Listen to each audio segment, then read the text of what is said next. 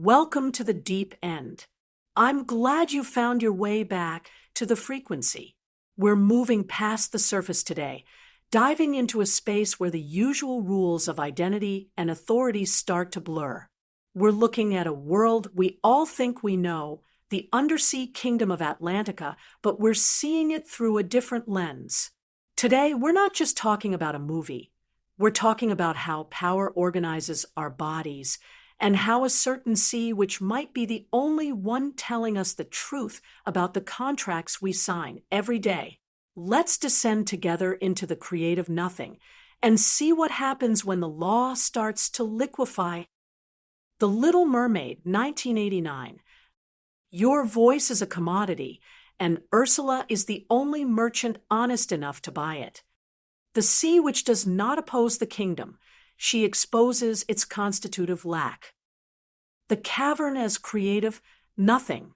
Ursula's lair operates as a body without organs, not a space of representation, but a zone of pure production where the Atlantican state's territorialized desires are consumed, liquefied, and reconfigured. The cavern refuses the architectural logic of Triton's palace, with its vertical columns and hierarchical throne room. Instead, it presents a horizontal plane of consistency. Polyps writhe along the walls, bioluminescent organisms pulse without rhythm, and the spatial arrangement resists any clear center.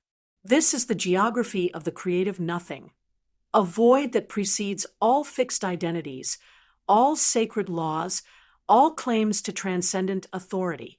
Where Triton's kingdom organizes the ocean into territories of the permissible and the forbidden, Ursula's cavern deterritorializes these boundaries, revealing them as arbitrary impositions of state power. The polyps themselves demand schizoanalytic attention. These poor, unfortunate souls are not merely victims, but failed lines of flight, desires that attempted to escape the molar organization of Atlantican society, but were recaptured by their own investment in spooks, abstract ideals like beauty, love, or power that dominate the individual from within. Each polyp represents a desiring machine that coupled itself to a transcendent goal, rather than affirming its own immanent capacity for transformation.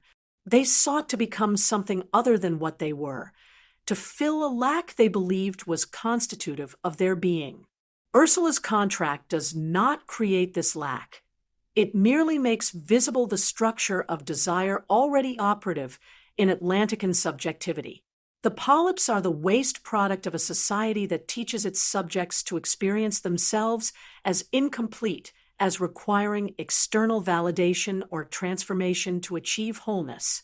The visual design of the cavern reinforces this reading. Unlike the bright, saturated colors of Triton's palace, blues and golds that signify royal authority and divine right, Ursula's space is rendered in purples, greens, and blacks that refuse symbolic stability. These are the colors of bruising, of decay, of the abyssal depths where state power cannot penetrate. The lighting comes from below and from within objects themselves, inverting the top-down illumination of sovereign power. This is not the Enlightenment's rational light, but the phosphorescence of decomposition, the glow of matter reclaiming its autonomy from imposed form. Ursula's cavern literalizes the unformed, unorganized, non-stratified, or destratified body and all its flows. It is a space where the stratifications of Atlantican society, its gender roles, its species hierarchies, its division between the human and the monstrous, are suspended. The polyvocal signifier, semiotic density, and vocal deterritorialization. Pat Carroll's vocal performance as Ursula operates as an asignifying semiotic, a mode of communication that bypasses linguistic meaning to work directly on the body through intensity, frequency, and resonance. When Ursula laughs, the sound is not simply an expression of emotion, but a vibrational event that reorganizes the acoustic space of the film. The low-frequency rumble of her voice, particularly in the phrase body language, functions as a machinic coupling between sound and flesh, between the auditory and the visceral. This is the grain of the voice, the materiality of the body made audible, the genosong that exceeds the semantic content of language. The film's sound design amplifies this effect. Ursula's voice is layered with reverb and sub-bass frequencies that are felt as much as heard, creating a haptic dimension to her speech. This is not the clear, bell-like timbre of Ariel's singing voice, a voice that signifies innocence, purity, and alignment with patriarchal ideals of femininity. Ursula's voice is thick, textured, and excessive. It refuses the transparency that the state demands of its subjects. Where Triton's commands are delivered in a booming baritone that asserts unquestionable authority, Ursula's speech is performative. It does not describe reality, but produces it through repetition and stylization.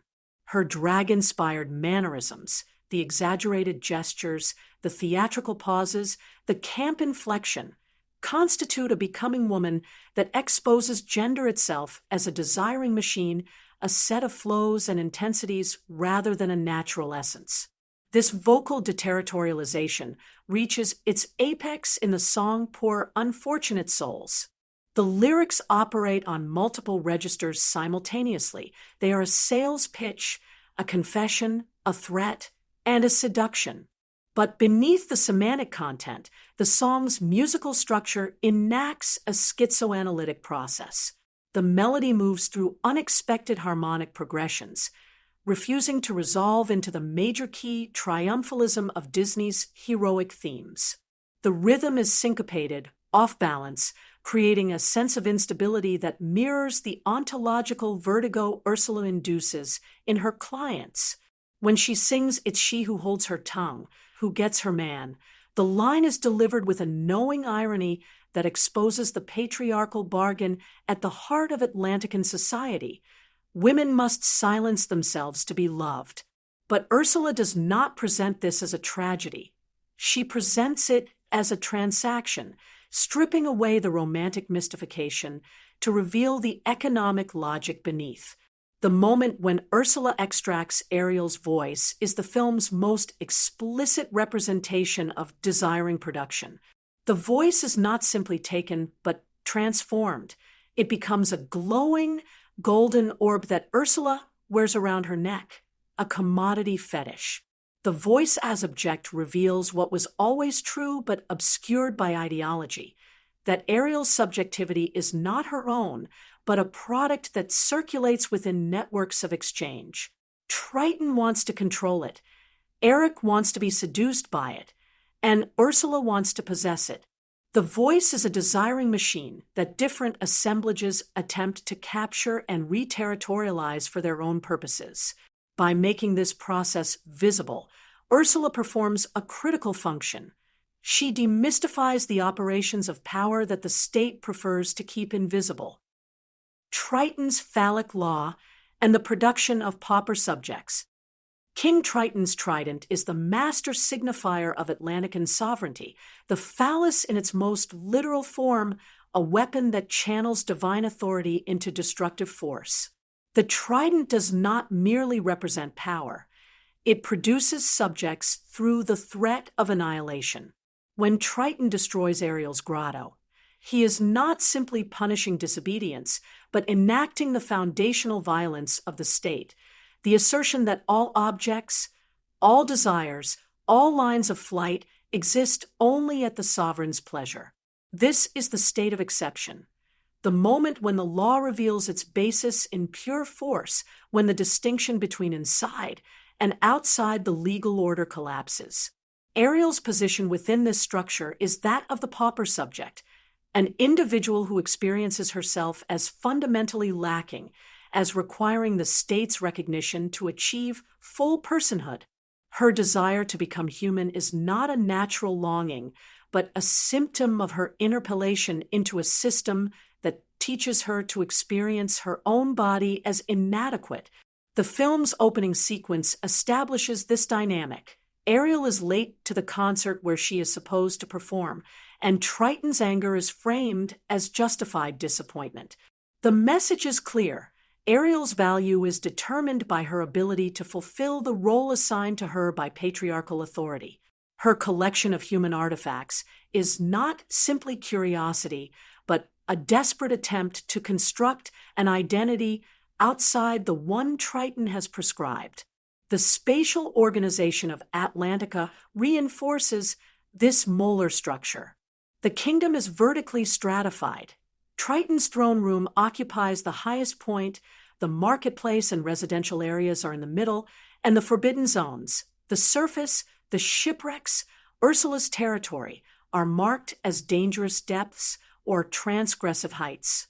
This is the architecture of arborescent thought, a hierarchical model that organizes all elements in relation to a central trunk and permits movement only along predetermined branches. Ariel's desire to reach the surface is a line of flight that threatens this organization, which is why Triton responds with such violence. But the film's ideological work is more subtle than simple repression. Triton is presented as a loving father whose anger stems from concern for Ariel's safety. This is the liberal face of state power, authority that justifies itself through care, through the claim that it knows better than the subject what the subject truly needs. The scene where Sebastian sings Under the Sea exemplifies this logic. The song is a catalog of reasons why Ariel should be content with her current position. The ocean is beautiful, the surface world is dangerous, and her desire for something else is a misunderstanding of her own best interests. This is ideology in its purest form, the attempt to make subjects desire their own subjugation, to experience the limits imposed by power as natural boundaries rather than political constructions. Ursula's intervention disrupts this circuit. She does not offer Ariel liberation. She offers a different form of capture, one that makes its terms explicit rather than disguising them as love or natural law. The contract is a parody of the social contract, where individuals are imagined freely consenting to surrender certain freedoms in exchange for security. Ursula presents a contract that is obviously coercive, obviously exploitative, and yet still signed. This is the film's most radical insight, that all contracts under conditions of structural inequality are fundamentally coercive, that the appearance of free choice masks the absence of genuine alternatives. The contract as spook, sacred law, and the mechanics of capture. The scroll that Ursula presents to Ariel is not a legal document, but a spook, a fixed idea that dominates the individual by claiming transcendent authority. The contract's power does not derive from its actual enforceability, but from the shared belief in the sanctity of written agreements. This is the magic of law. It transforms arbitrary rules into sacred obligations through the ritual of signing, witnessing, and sealing. The golden glow that emanates from the scroll when Ariel signs, it is not Ursula's magic, but the magic of ideology itself, the moment when a social relation becomes reified into a thing that appears to have power independent of the individuals who created it. The terms of the contract reveal the structure of desire operative in both Atlantican and human societies. Ariel must give up her voice, her capacity for direct expression, for making demands, for saying no in exchange for legs, and the possibility of romantic love. This is the patriarchal bargain in its starkest form. Women are offered access to social recognition on the condition that they silence themselves. The 3-day time limit adds urgency, transforming the contract into a game show where Ariel must win Eric's love before the clock runs out. This is desire organized according to the logic of scarcity and competition, the twin engines of capitalist subjectivity. But the contract also contains a clause that Ariel does not fully understand. If she fails, she becomes one of Ursula's polyps, her body transformed into decoration for the cavern. This is the hidden cost of all contracts under capitalism. The risk of total dispossession, of being reduced to bare life, to a body without rights or recognition. The polyps are the reserve army of the unemployed the incarcerated, the disappeared, those who attempted to participate in the system's promises and were instead consumed by it. Their presence in Ursula's lair is not evidence of her cruelty, but a representation of the violence that the state externalizes, the casualties it produces, and then disavows. The song Poor Unfortunate Souls functions as Ursula's manifesto, her articulation of the philosophy that governs her practice. When she sings, I admit that in the past I've been nasty / they weren't kidding when they called me, well, a witch, she is performing a revaluation of values, the refusal to accept the moral categories imposed by the powerful. Ursula does not deny being a witch. She embraces the term, stripping it of its moralizing function and reclaiming it as a description of her power. This is the Stirnerite move, the rejection of guilt, the assertion that might makes right not as a moral principle, but as a description of how power actually operates in the world. The visual composition of the contract signing scene reinforces this reading. Ursula looms over Ariel, her body filling the frame, while Ariel appears small, vulnerable, and isolated.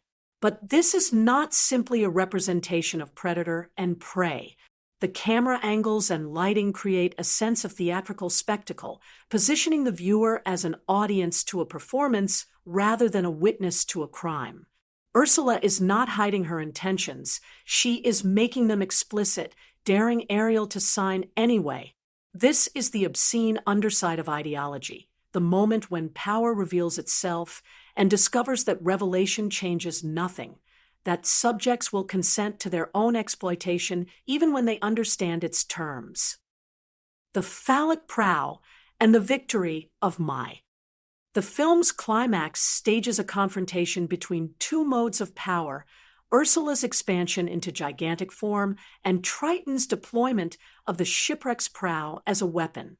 Ursula's transformation is not a corruption or a loss of control, but the realization of her full capacity, the actualization of the unique's power without reference to external justification. She grows to the size of a mountain, her tentacles churning the ocean into a maelstrom, her laughter echoing across the water. This is the body without organs achieving maximum intensity, refusing all limits, all stratifications, all attempts to contain it within a recognizable form. The visual design of giant Ursula is crucial. Her body becomes abstract, almost geological, purple and black masses that blend with the storm clouds, tentacles that could be waves or roots or veins. She is no longer a character, but a force, a becoming ocean that threatens to dissolve the boundary between organism and environment. This is the monstrous body, a form that exceeds the categories of the human and the animal, the natural and the artificial, revealing these distinctions as effects of power rather than ontological facts. Ursula's monstrosity is not a deviation from nature, but nature's refusal to conform to the classifications imposed by science and the state. But the film cannot allow this line of flight to succeed. Eric suddenly becomes the agent of Ursula's destruction. He commandeers a shipwreck, steers it toward Ursula, and impales her on the prow. A wooden beam that functions as a substitute phallus, a reassertion of masculine authority in the face of feminine excess. The symbolism is unsubtle. The patriarchal order, threatened by a woman who refuses to remain within her assigned role, mobilizes violence to restore the status quo. The prow penetrates Ursula's body, and she explodes in a burst of light and energy, her power dissipating back into the ocean. This moment can be read in two ways. On one level, it is a straightforward reassertion of state power. The molar order defeats the molecular line of flight, and the world returns to its proper hierarchies. Triton regains his trident, Ariel gets her voice back, and the marriage between Ariel and Eric seals the alliance between the human and Atlantican kingdoms. The polyps are freed, suggesting that Ursula's death liberates those she had captured. This is the film's official ideology, that the sea, which was an aberration, a force of chaos that had to be eliminated for harmony to be restored. But on another level, Ursula's death can be read as the final expression of the creative nothing.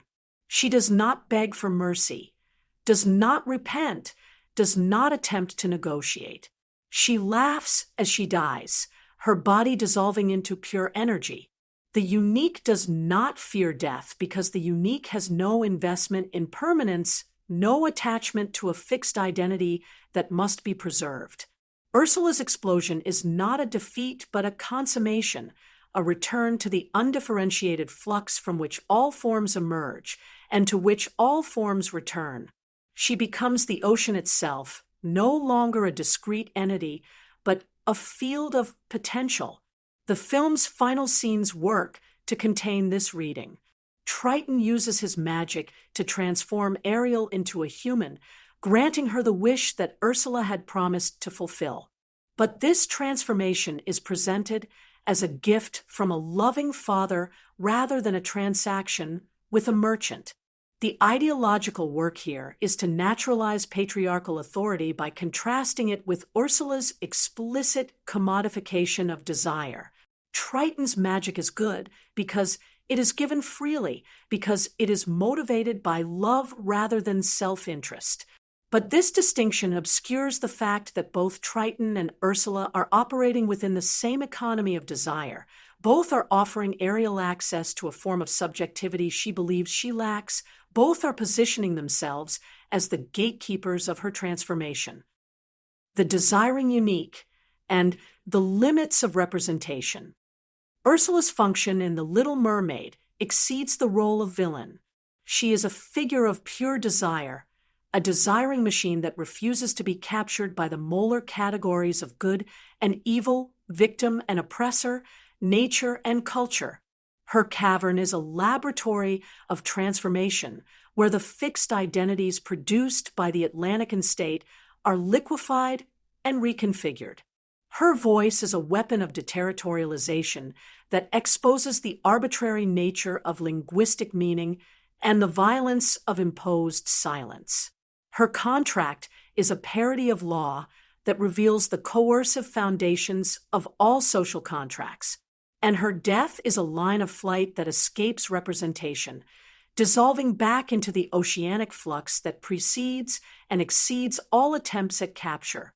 The film's ideological project is to contain this excess, to frame Ursula as a cautionary tale about the dangers of ambition, vanity, and the refusal to accept one's place in the social order.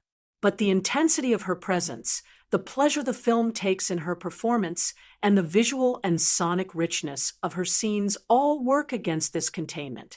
Ursula is too compelling, too alive, too excessive to be reduced to a moral lesson. She is a war machine, a force that operates outside the state apparatus, that cannot be fully integrated into its logic, that poses a permanent threat to its stability. The schizoanalytic reading of The Little Mermaid must therefore attend to the ways the film both produces and disavows its own radical potential. It offers a critique of patriarchal authority, while ultimately reinscribing that authority through the marriage plot. It presents Ursula as a figure of liberation, while framing her as a villain who must be destroyed. This contradiction is not a flaw in the film's construction, but the symptom of a deeper tension, the impossibility of representing genuine alternatives to the existing order within a cultural form that is itself a product of that order. Yet the fact that Ursula exists at all, that she is given such narrative and aesthetic prominence, suggests that the film cannot fully suppress the desires it seeks to contain. Every attempt to territorialize desire produces new lines of flight, new points of resistance, new becomings that exceed the categories available for their representation. Ursula is the return of the repressed, the monstrous feminine that patriarchy must constantly disavow, but can never fully eliminate. She is the body without organs that haunts every organized body, the creative nothing that precedes every fixed identity, the unique that refuses all spooks. The task of schizoanalysis is not to redeem Ursula, to argue that she is really the hero of the story.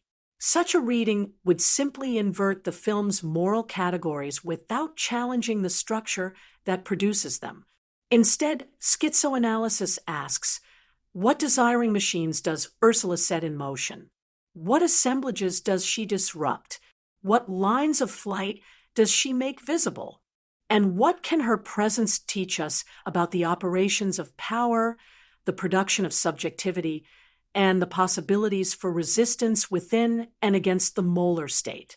The answer is that Ursula functions as a limit figure, a point at which the film's ideological project breaks down and reveals its own contradictions.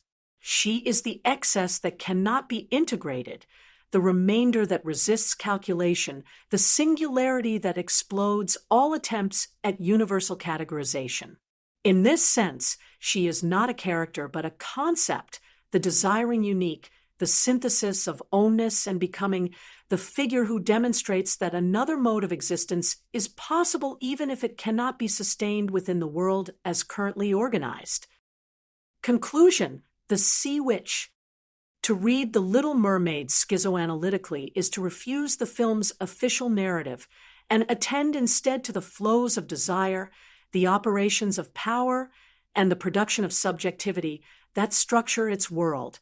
Ursula is not an obstacle to Ariel's happiness, but the figure who makes visible the conditions under which happiness is produced and distributed in Atlantican society. She exposes the violence of Triton's law, the coercion of the marriage plot, and the commodification of identity that structures both human and merfolk existence. Her cavern is a space of experimentation where the stratifications of the state are temporarily suspended, where new forms of life become possible even if they cannot be sustained.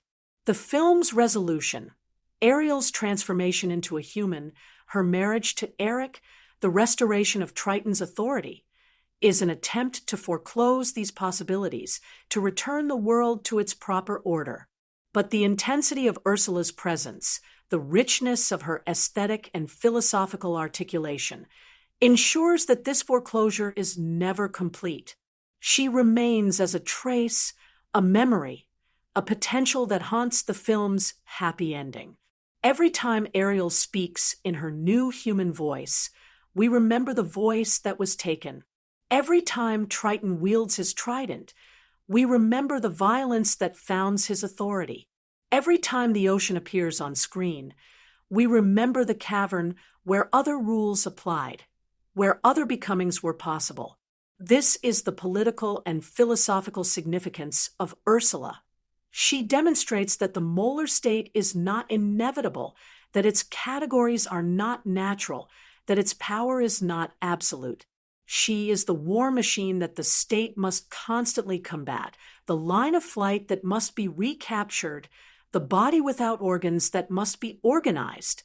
And in her death, she achieves what the unique always achieves: the dissolution of all fixed forms, the return to the creative nothing, the affirmation of might over right. The sea which does not oppose the kingdom, she exposes its constitutive lack, and in doing so, she opens a space for thinking and desiring otherwise. We've traveled a long way from the palace today, and I hope this look at Ursula's cavern has given you something to chew on. We explored how the sea which doesn't just provide a service, she reveals the invisible cages and contracts we live in. We saw how the king's law relies on the very thing it tries to banish. Most importantly, we looked at what it means to reclaim a voice that's been turned into a commodity. Next time, we're going to be shifting our focus to a different kind of architecture and a different kind of ghost as we look at the hollow halls of another kingdom. Thank you for listening, for diving deep, and for being here. Until next time, stay nomadic.